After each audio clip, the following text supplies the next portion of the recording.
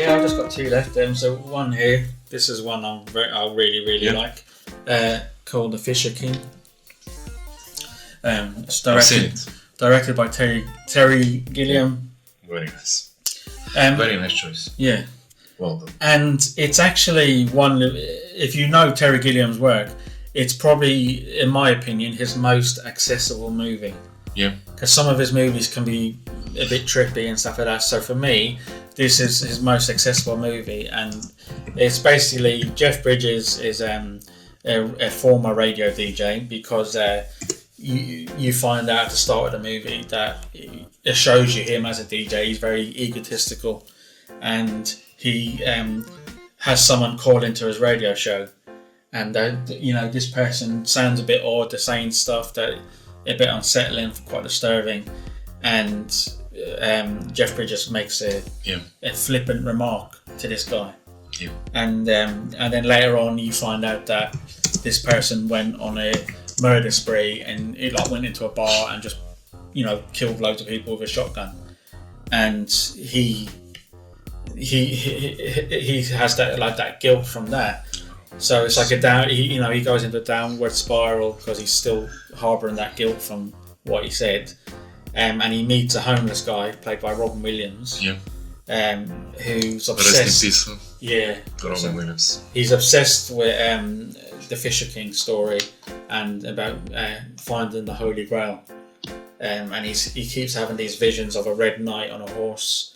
And every time he sees a red knight, he retreats into himself. He just gets so overwhelmed with it scares him half to death every time he sees this red knight.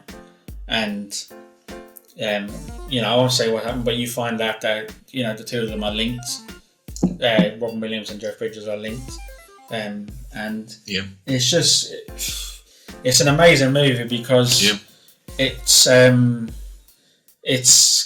such a performance, both of them. Yeah, and it shows you it's both of them are at a point in their life where they're at the lowest ebb. Yeah. Like the next step from that would be to die. Yeah. Basically. Exactly. And the meeting of these two people who are linked for something else, but meeting each other, both of them help each other get over what happened and live and move on with their life and find a reason to live again. Do you know what I mean? It's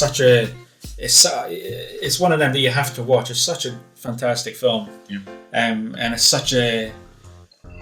quite an emotional movie. It's got some funny moments in it, but it's got some really, really high drama where you just.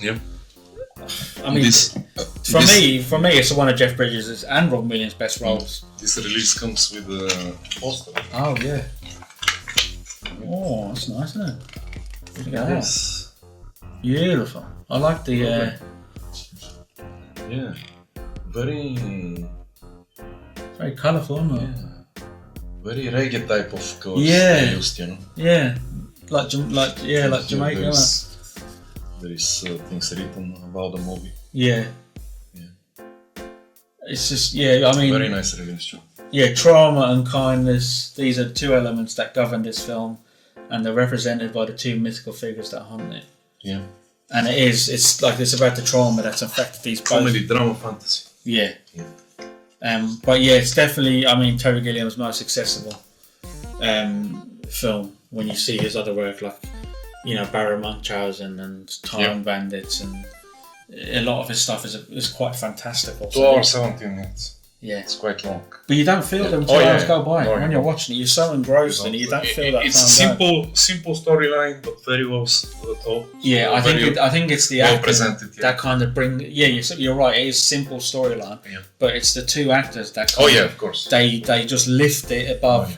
If it was anyone else, it might just be like a mediocre movie, but they kind of lift it above it. Do you know what I mean? That's why the rating is in the champagne section again. Yeah. 7.5. Oh yeah, Champagne easily. Yeah. And it's from 1991. But if you've never seen it, you need to watch it. It's just a brilliant movie. So that's from me. That's the Fisher King. Lovely, John.